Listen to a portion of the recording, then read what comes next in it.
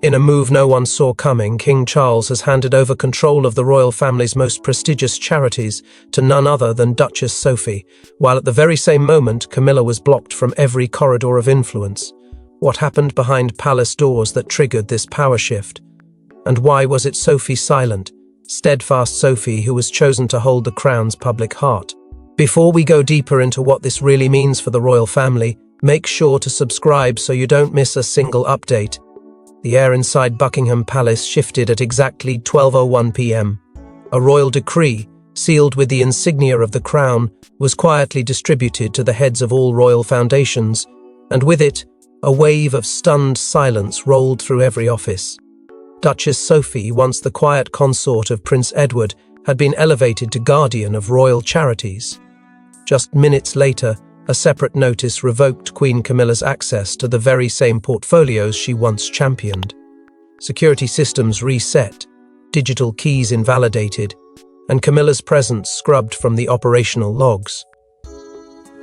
She had been cut off, without ceremony, without warning. And yet, to those who'd been watching closely, this was not chaos. It was calculated precision. Palace insiders insist the decision wasn't premeditated, that it was triggered by an undisclosed breach that caught even senior advisors off guard. But others point to growing tensions and whispered discontent. It wasn't just about management or reputation, it was about trust and who still had the kings. Sophie, the ever-reliable figure in the backdrop of royal affairs, had become an unlikely pillar in the storm. She'd neither pushed for the role nor sought the spotlight. But her quiet loyalty had evidently earned her something far greater than attention: the crown's full confidence. What made the moment even more haunting was Sophie's first appearance following the announcement. Dressed in somber navy, she wore Queen Elizabeth's signature sapphire brooch, a subtle yet undeniable symbol of royal continuity and unspoken endorsement. It wasn't just a fashion choice, it was a message, a declaration that something foundational had shifted, and it bore the Queen's ghostly fingerprints. That brooch hadn't been seen in public since the Queen's passing. Its re-emergence, pinned to Sophie's chest, carried a weight that words couldn't match, and while the public watched in shock, Camilla, sources say, was blindsided. She didn't hear it from Charles. She didn't hear it from her team. The Queen Consort reportedly learned of her removal from a mid-level aide who, shaking, handed her the printed copy of the new directive. There were no pre-briefings, no final handovers, just silence, and then the cold realization that the doors she once walked through with ease were now shut for good. What sparked this sudden reshuffling? Why did the king choose this precise moment to redraw the lines of royal control? Some whisper that a line was crossed, a boundary long protected by Queen Elizabeth herself. Others believe the truth is far more personal, embedded in a series of quiet betrayals and overlooked moments that slowly eroded the foundation beneath Camilla's influence. But what force could have pushed King Charles to turn on his queen consort in such a public and irrevocable way? The answer lies not in today, but in a series of buried confrontations that have shaken the monarchy for months. They smiled in public, walked side by side. But behind the velvet curtains of Windsor and Clarence House, a battle simmered for years between Sophie and Camilla, and now, royal aides are coming forward with whispers of betrayal, sabotage, and a power struggle, dating back to Queen Elizabeth's final days. It began quietly, glances exchanged in council meetings, invitations quietly revoked, roles subtly reassigned. On the surface, Sophie remained the dutiful duchess, gracious and composed. But behind closed doors she was being strategically isolated. Leaked memos now confirm that Camilla, still securing her footing as queen consort, pushed to reallocate patronages Sophie had built from the ground up. Charities that had thrived under Sophie's genuine involvement were either put on pause or rerouted to Camilla's growing network of allies. The word used inside one confidential briefing? Overreach. But many now say it was sabotage. And it didn't stop there. Sophie, once dismissed as merely the wife of the king's youngest brother, had become a formidable figure among Commonwealth dignitaries. Her fluency in protocol, and more importantly, her emotional intelligence, made her a quiet favorite at high-level gatherings. That influence wasn't just admired, it was feared. especially by a queen consort who had fought tooth and nail for public acceptance. Camilla, insiders say, grew increasingly unsettled by Sophie's quiet but consistent wins, interpreting her rise not as collaboration but as competition. Several charity boards began to report curious trends. Gala invitations. Sophie was set to headline, "We," abruptly cancelled or reassigned. Planning committees she had served on for over a decade were restructured without notice. One senior aide recalls that Sophie's name began disappearing from official royal correspondence almost as if she was being erased from the institutional memory. And yet, she remained silent. Not once did she confront. Not once did she retaliate. But her silence, as it turns out, was not weakness, it was strategy. Whispers began to circle that Queen Elizabeth had grown increasingly wary of Camilla's aggressive consolidation of influence. In her final months, the Queen is said to have shared more time, more notes, and more trust with Sophie than with her daughter-in-law. It was Sophie, not Camilla, who was seen leaving the Queen's private quarters late into the night during Balmoral's final summer. It was Sophie who comforted her in the chapel. It was Sophie who knew what the Queen feared might happen when she was gone. And Sophie was never truly alone. Princess Anne, silent, sharp, and unimpressed by pageantry, was frequently seen beside her. Prince Edward, steadfast and loyal, made it a point to reappear in the press when Sophie's presence was being diminished. The two siblings became an understated wall of support, carefully positioning Sophie not as a threat, but as a necessary anchor to the monarchy's legacy. Behind the scenes, multiple charity board renewals that should have occurred were missed entirely. Programs halted. Donor communications vanished. A pattern began to emerge. Operations that once ran under Sophie's supervision were being allowed to fail. Quietly, intentionally. But the royals forgot one thing: Sophie had never built her foundati on noise. She built it on trust. And when the first real storm came, that trust would rise. But this wasn't just a personal rivalry, it was a ticking time bomb. And all it needed was one spark. That spark came from deep within the vaults of the monarchy's sealed reports. In a secret security audit ordered by Princess Catherine earlier this year, a disturbing pattern began to emerge: misfiled funds, suspicious connections, and misrepresentation in public charity reports. But what truly stunned the palace was who appeared at the center of it all. And the name on the red flag report was Camilla's. It began quietly, behind locked doors and sealed lips. Catherine, known for her composed exterior, had long held reservations about the financial operations behind some of the monarchy's charitable branches. Whispers of disorganization had reached her ears too many times. Events overbooked, funds lost in administrative loops, donor complaints never addressed. So without alerting even senior royals, she initiated a discreet audit through a trusted circle of independent auditors. What was meant to be a routine check soon turned into the royal family's most sensitive internal investigation in years. The auditors uncovered what they later described as operational anomalies. Entire donations logged under charities that never received them. Identical programs running under different titles yet drawing funds from the same sources. Layers of duplication masked as expansion. At first there was confusion, then concern. But as names started surfacing in the records, particularly those closest to Camilla, a different kind of silence began to take over the palace. One aide even referred to it as a silent implosion as panic spread among those who had once been untouchable. The trail didn't lead directly to Camilla, but her name appeared in advisory signatures. More damning were the expenses linked to her private charity staff travel reimbursements that didn't match their locations, hospitality charges duplicated across overlapping events, and service invoices from firms tied to former associates. The paper trail was dense, but the implication was loud. Camilla's inner circle had not only breached protocol, they had potentially undermined the Crown's public trust. And yet, as the audit deepened, one absence stood out: Sophie. Not a single suspicious expense or link was traced back to the Duchess of Edinburgh. In fact, auditors found she had voluntarily stepped back from charity oversight roles 2 years prior, citing a desire to avoid perceived conflicts of interest. That self-imposed distance not only protected her, it positioned her as a rare figure of untainted credibility. Catherine took notice, and so did Charles. Catherine presented the findings in private, choosing a secluded meeting with the king rather than a full advisory council. The documents were handed over with no flourish, only a single phrase reportedly spoken: "This endangers the institution." Charles, stunned into silence, reportedly reviewed the entire file twice, and by the end of the week, 3 of Camilla's senior charity aides had quietly resigned, their names never mentioned again in palace briefings.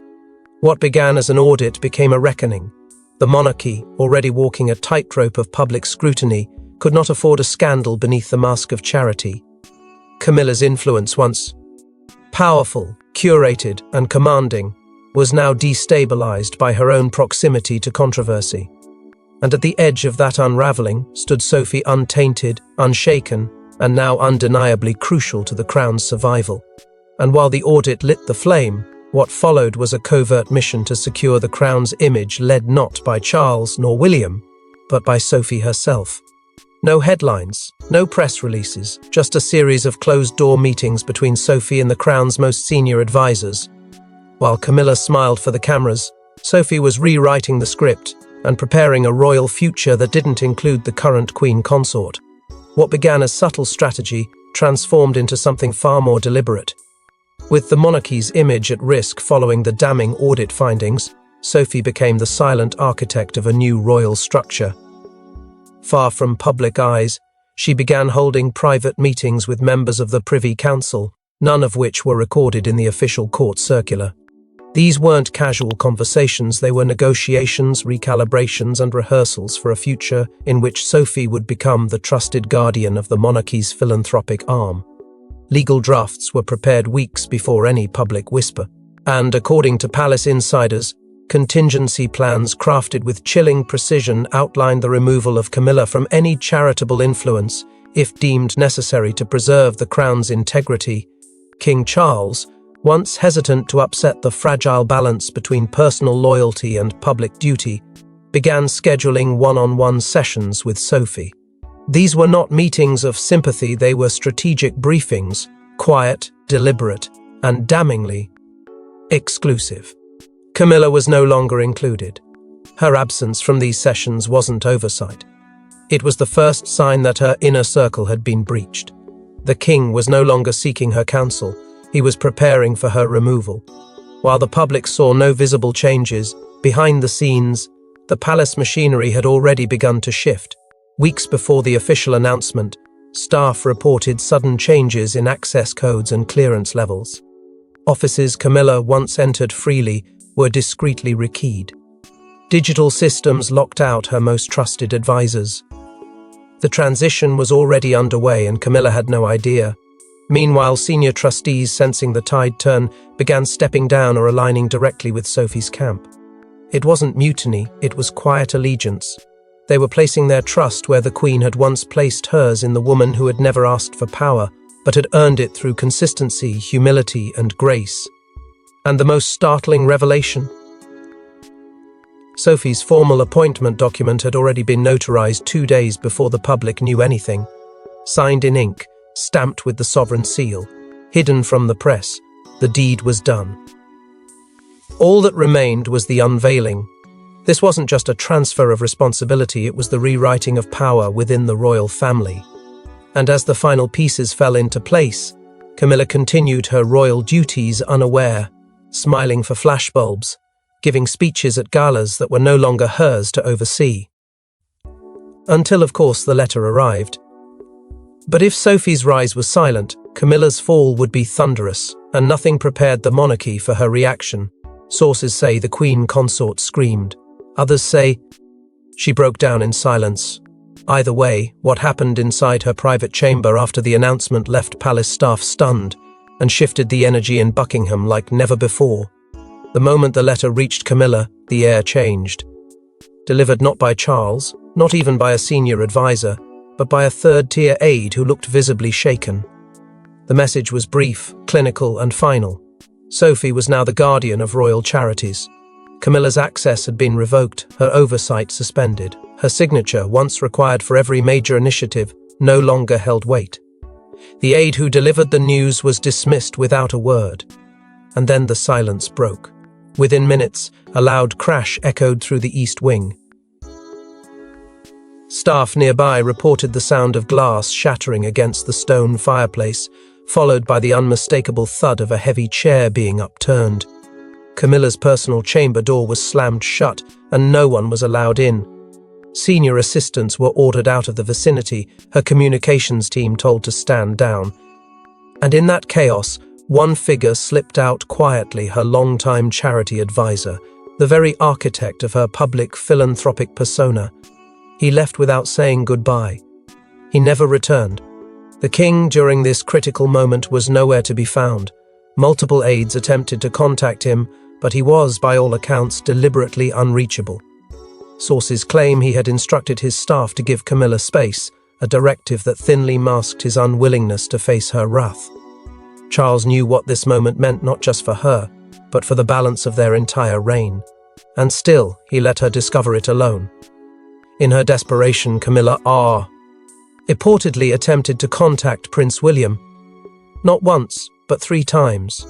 Each time, her calls were intercepted and declined protocol, they said. The heir was not to be involved in what was now an internal matter between the sovereign and his consort. But for Camilla, it was a devastating signal. No one was coming to her defense, not even the future king. She was isolated, and that isolation was not by accident. The Royal Communications Office entered crisis mode. Emergency meetings were held well past midnight. There were immediate concerns about Camilla's visibility, public engagements, and the looming charity summit she was expected to attend just days later. The palace had no choice but to control the optics. Press photographers were rerouted, staff were warned not to speak, and Camilla's upcoming events were quietly struck from the calendar, replaced with vague statements about health and rest. Yet what truly unsettled those within the palace wasn't the anger, it was the silence that followed. After the outburst, after the door slammed, Camilla didn't speak to anyone for nearly 2 days. No statements, no texts, just a void. And that void whispered louder than any scream. But Camilla wasn't the only one affected. In the fallout, alliances began to fracture, and a surprising voice rose to defend Sophie in the court of public opinion. Princess Anne, the palace's iron-willed anchor, has remained silent through countless storms. But today, she broke rank, and what she said about Sophie and Camilla changed everything. The Princess Royal's loyalty has never been so clear, or so damning. In a statement that landed with the force of royal decree, Anne released a carefully worded yet unmistakably powerful message to the public. Her words were neither ceremonial nor vague. They cut through the fog surrounding Buckingham like a sword through silk.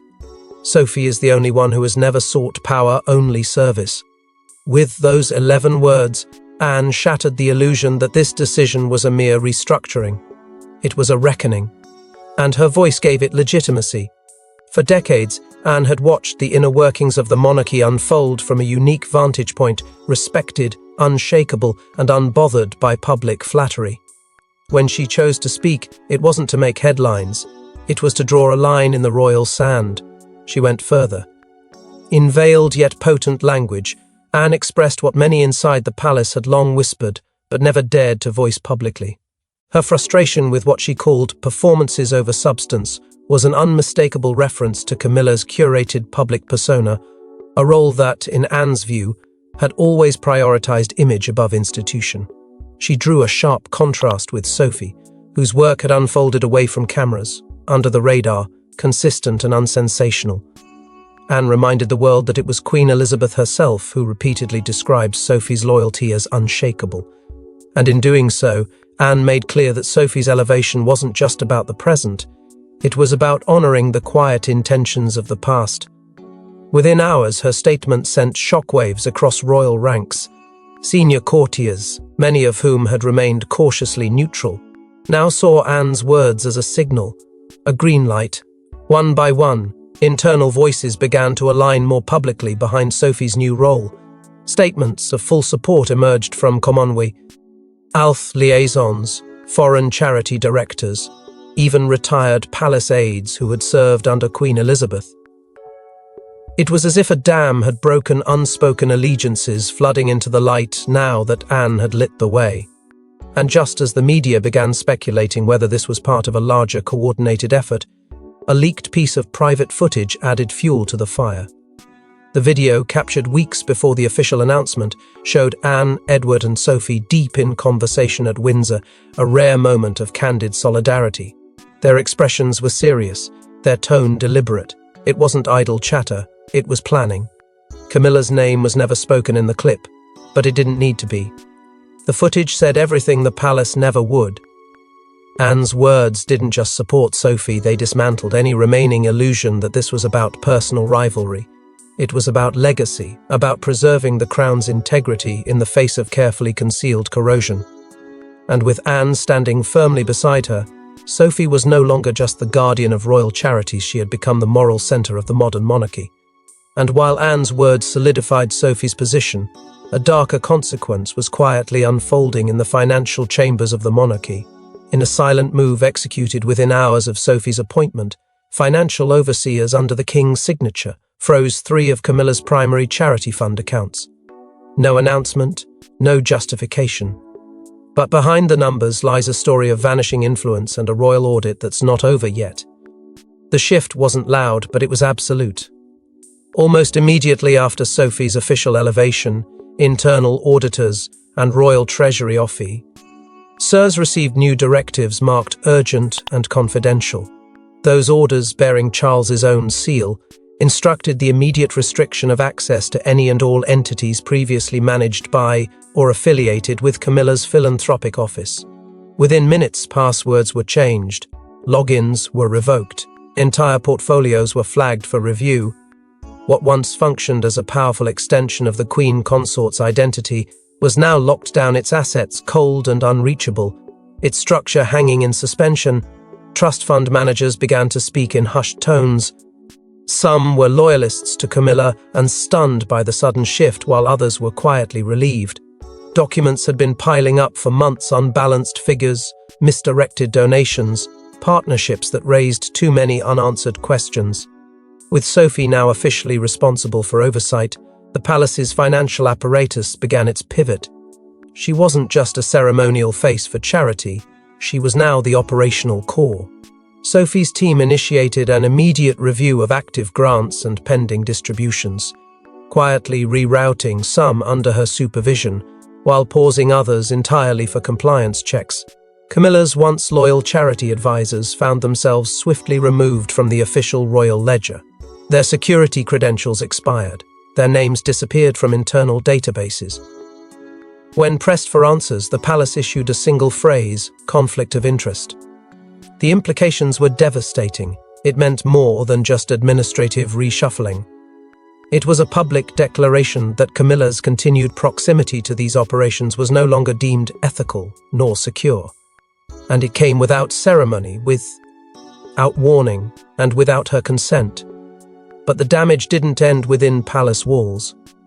Word began to spread through international donor networks. Delegations from Canada, Australia, and the Middle East, once firm contributors to Camilla-endorsed causes, began quietly pulling back or redirecting funds. And when they re-emerged, those funds weren't heading back to Camilla's office. They were moving toward initiatives now aligned under Sophie's banner. Programs branded with words like accountability, transparency, and reform. The shift in allegiance wasn't loud, but it was global. And it was irreversible. At the same time, whispers grew louder that several royal patronage titles were being reassessed. Camilla's name had been synonymous with specific causes for years: literacy, domestic advocacy, and health awareness.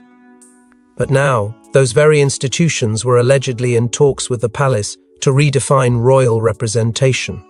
Translation: Sophie's name was being considered for titles long associated with Camilla's brand. Titles that once anchored her public role, titles that might soon be stripped away. In the cold corridors of royal finance, the message was clear: Camilla's reign over charity was finished. And Sophie's rise wasn't just symbolic, it was systemic. She had inherited the vaults, the trust, and the credibility to carry the monarchy's mission forward. But even as the dust settled financially, one final revelation threatened to eclipse everything and exposed the true reason Charles may have acted now. Buried in a sealed envelope marked private for Charles only, was Queen Elizabeth's final personal letter to her son. And in that letter, according to a senior royal archivist, was a name Sophie, not Camilla. The Queen's dying wish may have been ignored, until now. The letter, hidden away in a secure vault within Windsor Castle, was never intended for public release. Handwritten and sealed in the Queen's unmistakable script, it had remained untouched since her passing until a trusted archivist stumbled upon it during a routine classification of the late monarch's private correspondences. What he found was not merely a personal farewell, but a directive, a plea wrapped in gentle language, urging King Charles to protect the dignity and legacy of the Crown's public service. And woven between the lines was a name repeated with reverence: Sophie. In the letter, Elizabeth allegedly expressed deepening concern over Camilla's increasing control of royal charities. She wrote of image superseding impact, of staff turnover creating instability, and of an energy that seemed more theatrical than dutiful. The Queen did not accuse, but she made it clear that in her view, the future of the monarchy's moral compass rested in the hands of someone who understood quiet service. Sophie, she wrote, does not chase the light, she preserves it. It was a line that would later echo through Charles's mind like a prophecy that could no longer be ignored. Charles never showed the letter to Camilla, not when it arrived, not in the weeks that followed. Some say he tucked it away out of loyalty, others believe he simply wasn't ready to confront its implications. But when the audit revelations came crashing down, and Camilla's name surfaced in connection to growing controversy, the letter became impossible to forget. The weight of his mother's final wish pressed against his sea on science. For Charles, who had spent much of his reign trying to walk the line between personal affection and institutional duty, the moment of reckoning had arrived. According to palace insiders, Charles reread the letter twice on the evening before Sophie's appointment was finalized. And it was in the hours after that silent reflection that his resolve hardened. The draft documents were pulled from the archives. The signatures were gathered, and by the next morning, Sophie's new title was printed in ink and sealed under royal authority. Camilla was not consulted. The choice had already been made. That letter, now the subject of endless speculation, has become something of a sacred relic within inner palace circles, a posthumous act of guardianship from a queen who knew the war between image and integrity would outlast her. Her words, though never spoken aloud, became the final endorsement Sophie needed. A legacy passed not through spectacle or ceremony, but through trust, undeniable, unspoken, and ultimately victorious. As the monarchy braces for the fallout of this seismic decision, one thing is now certain: the Crown's public heart has changed hands.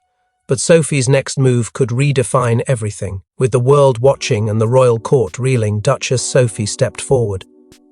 And what she said, not just in words, but in tone, in poise, in presence, signaled the arrival of a new guardian of the monarchy's soul. Camilla may still wear the crown, but Sophie now holds the people. There were no grand theatrics, no fanfare, just a woman who had waited in silence for decades, now standing on her own terms. Her speech, broadcast from St. James's Council Room, was amassed class in composure. With calm strength, Sophie began by acknowledging the weight of the moment, not just for the monarchy, but for every citizen who had placed their faith in the royal family's charitable mission. She spoke not of power, but of purpose. Integrity, she said, is not inherited, it is earned, and today we recommit ourselves to it. Her address wasn't a coronation, it was a reclamation. Sophie announced an immediate expansion of outreach efforts and a comprehensive review of every active royal charitable program. She vowed to work hand in hand with all branches of the Commonwealth, ensuring accountability and transparency in every initiative moving forward. There would be no favorites, no politics, only service. In a moment that drew thunderous approval across social platforms, she named Princess Catherine as her trusted partner in public service, solidifying an alliance that now represented the moral backbone of the modern monarchy. It was more than policy, it was healing. Sophie didn't speak of Camilla, nor did she allude to her removal. But her tone left no doubt this was a new era, and there would be no return to the old one. Every word echoed with the unspoken approval of Queen Elizabeth's legacy. The Queen may have passed, but her influence breathed through Sophie's every sentence. The message was clear. Continuity has a new face. Within hours, #Guardian Sophie began trending worldwide. Messages of support poured in from Australia, Canada, New Zealand, and across the UK. Prominent journalists, long critical of royal opacity, praised Sophie's transparency. Charitable organisations that had quietly withdrawn during the palace's recent turmoil now re-engaged, offering their renewed support. The public didn't just accept her, they embraced her. Meanwhile, Camilla remained unseen. No photographs, no statements, no scheduled engagements. Her absence loomed over the palace like a shadow clinging to yesterday. Rumours circulated about her health, her emotional state, and whether she would ever return to the public eye. But for now, the silence said more than any press release could. The court had changed, not with a revolution but with a reawakening, and the woman once considered too quiet, too cautious, too background, now stood at the centre of it all. Sophie had not inherited the spotlight. She had earned it, step by step, in the silence of service, the weight of loyalty, and the grace of restraint. And so begins a new chapter. The Duchess who never asked for power now carries the crown's conscience, while the Queen who once reigned from the sidelines watches from behind a locked door. Thanks for watching. Please don't forget to like and subscribe, and we will see you in next one.